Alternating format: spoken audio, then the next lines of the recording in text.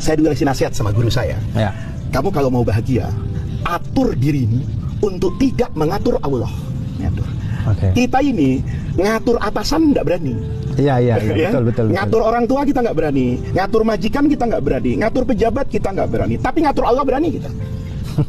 Lihat ya, Abdul. Kapan kita ngatur Allah? Ketika kita punya keinginan dan doa. Nih, ini kalau kita rangkai 3 nih ya. Atur dirimu untuk tidak mengatur Allah. Allah tidak pernah tidak menjawab doamu, tapi kamu selalu kecewa dengan permintaanmu, bukan doamu, permintaanmu. Ini kalau 2 kunci ini kita bisa jalani, maka yang ketiga, kita akan selalu melihat apa yang menjadi takdir kita itu sebagai pemberian yang paling agung dari Allah.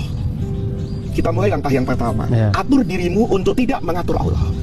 Kita melihat ada orang kerja banting tulang, tahu-tahu nggak dapat apa-apa dia. Ya, saya sering naik taksi, Abdul. Sahabat saya itu banyak sekali supir taksi. Itu setiap hari handphonenya dia jaga.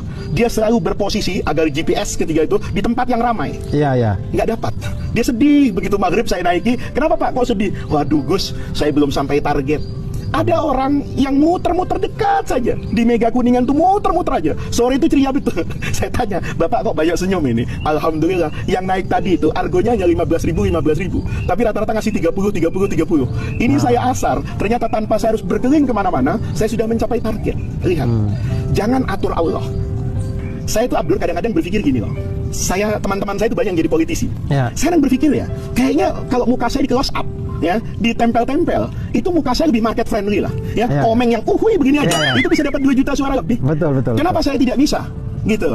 Ada banyak hal dalam hidup ini, Abdul, yang tidak mustahil untuk saya dapatkan, tetapi saya tidak bisa mencapai itu. Kenapa? Sederhana, itu bukan takdir saya, itu bukan bagian saya. Allah tahu sumurmu bukan di situ. Kalau sudah seperti itu, Abdul, hidup kita tenang.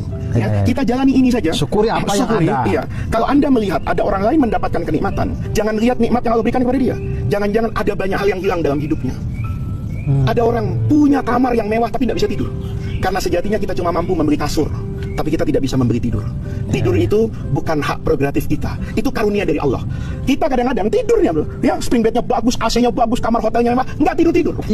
Ada orang di samping rel kereta api itu, ya, komuter lain tuh lewat tiap menit dia pulas.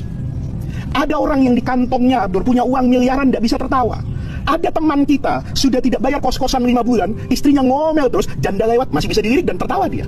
Kenapa? Walladzi adhaka wa abka. Sejatinya itu kan karunia Allah. Jadi ketika kita memahami takdir yang benar, kalau sudah tidak mengatur Allah, kemudian memandang apa yang Allah berikan itu sebagai karunia terindah, kita tenang dalam doa. Tenang betul. Allah itu sejatinya, Abdul, tidak pernah tidak menjawab doa kita, tetapi kita kecewa dengan permintaan kita.